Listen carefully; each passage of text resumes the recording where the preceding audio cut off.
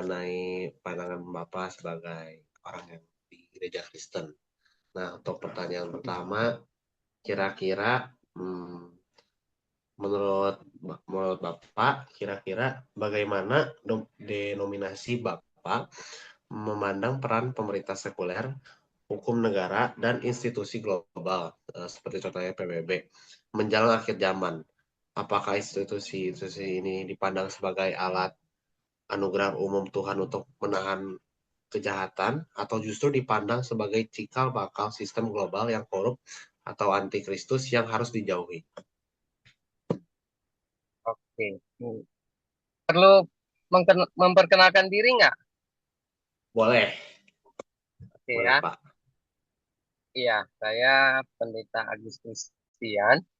Sekarang mengembalakan di gereja GBI Living Water. Alamatnya di Grand Wisata Bekasi, Jawa Barat. Ya, ini pertanyaannya bagus sekali. Saya lihat di sini pertanyaannya adalah bagaimana demokrasi Bapak memandang pemerintah sekuler, khususnya PBB ya, sebagai institusi yang dipandang sebagai alat anugerah untuk Tuhan menahan kejahatan atau justru dipandang sebagai cikal bakal sistem global antikristus yang harus dijauhi. Nah, ini sebenarnya ada satu gerakan, tapi gerakan ini sebenarnya udah lama, tapi akhir ini juga muncul lagi. Ada yang namanya One World Government, itu satu pemerintahan dunia. Nah, sebenarnya ini kalau dipandang sebagai antikristus, bisa juga dipandang sebagai eh, alat dunia untuk mengkontrol juga ide ya. Karena memang kalau kita lihat di dunia ini ya, kalau kita lihat sebenarnya tidak ada yang baru. Jadi dulu kalau kita belajar sejarah di IPS, IPS ya, ilmu pengetahuan sosial, itu kan kalau kita belajar negara awalnya kan satu, yang sering dikenal dengan Mesopotamia. Nah, itu satu. Jadi ada gerakan-gerakan orang tertentu yang memang dia berpengaruh di dunia ya, dia ingin menguasai dunia ini. Seperti dulu ada satu raja gitu untuk menguasai semua. Nah, ini yang digembar-gemborkan untuk bahwa di dalam satu pemerintahan di sini mereka tuh bisa mengontrol semua. Nah, inilah yang disebut dengan one world government. Jadi pemerintahan. Bahkan terakhir tahun lalu saya lihat ada satu isu di mana ada sebagian orang ya yang kita sebut elit lah, elit dunia, dia itu coba mengukur sebenarnya dengan luas bumi seberapa besar ini idealnya untuk berapa orang. Nah, sekarang penduduk dunia kan ada 8 miliaran. Mereka mendapatkan hukum atau aturan kalau satu dunia ini ideal hidupnya itu justru 3 sampai 4 miliar orang. Nah, makanya dari situ timbul kan teori konspirasi, misalnya dulu COVID, jadi ada orang yang harus dihilangkan nih nyawanya supaya kita hidupnya enak. Nah, jadi di sini bisa dilihat dari sisi positifnya. Positifnya itu mengontrol dunia supaya lebih bagus, tapi sisi negatifnya itu justru akan ada pemusnahan massal segala macam. Ini yang sulit untuk dijawab nih, apakah ini sebagai cara untuk mengontrol dunia yang positif atau negatif. Nah, saya pikir seperti itu, tapi sulit untuk mengkontrol semua. Tapi sebagian orang yang memang punya kapasitas, dia itu ingin, jadi dunia itu di bawah kontrolnya satu orang. Dan itu bisa terjadi, di Alkitab dicatatkan itu bisa terjadi. Mungkin itu jawabannya.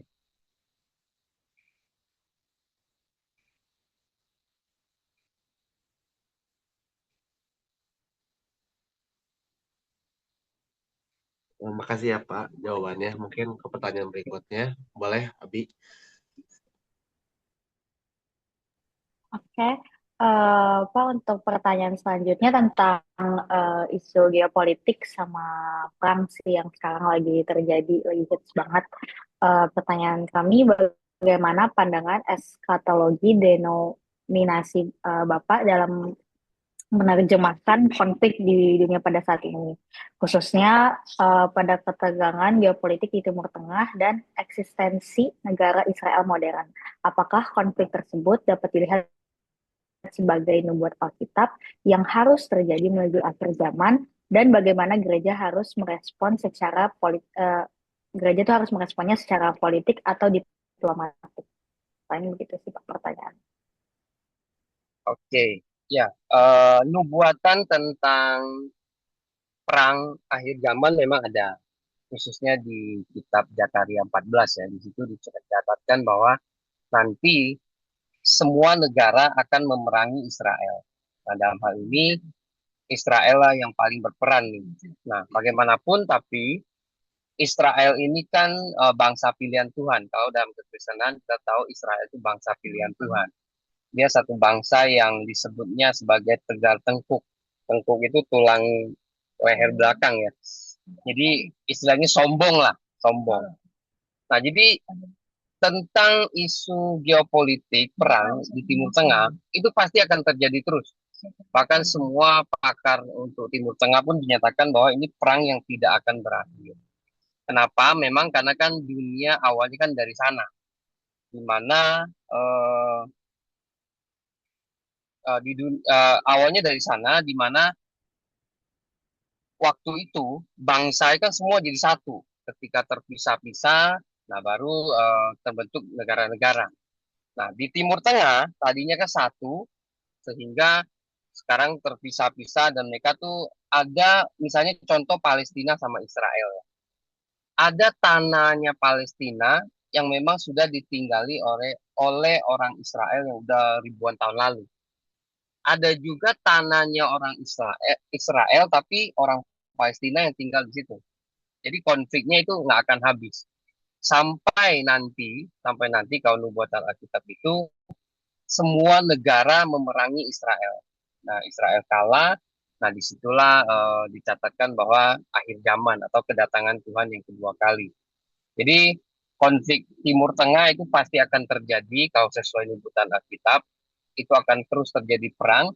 Bagian kita, kalau kita orang Kristen, kita melihat selama Israel tidak terlibat, itu masih aman-aman saja. Tapi kalau Israel terlibat, bahkan kalau dia kalah, di situ akhir zaman. Kita mencatatkan seperti itu. Ya, saya pikir seperti itu.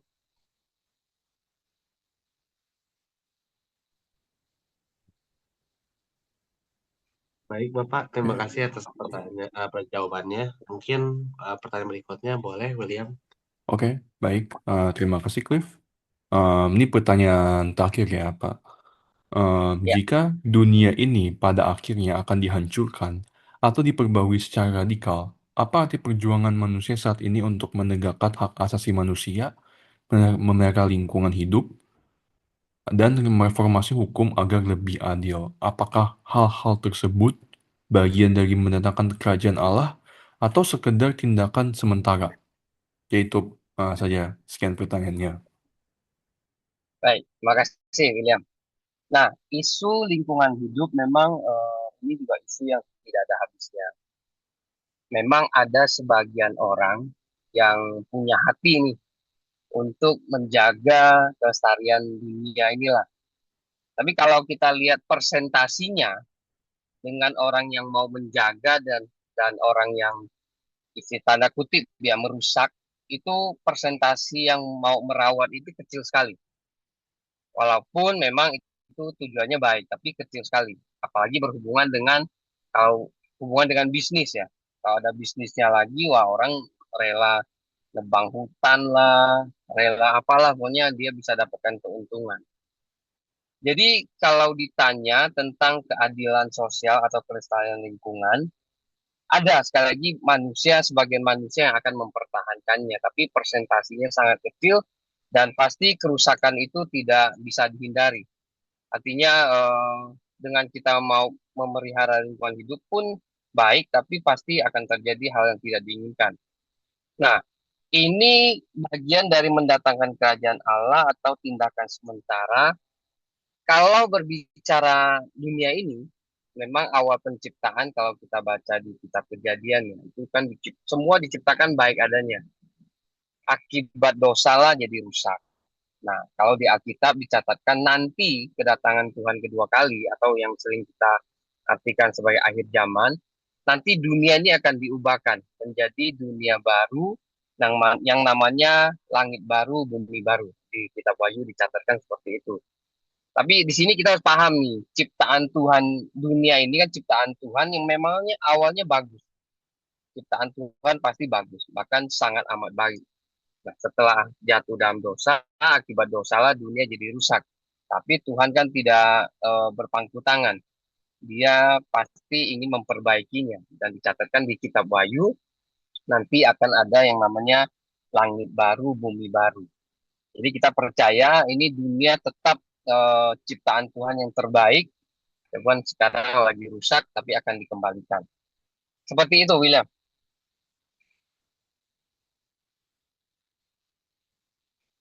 Baik, Ya, segitu baik, aja sih, baik. Pak. Mungkin pertanyaan dari kelompok kami.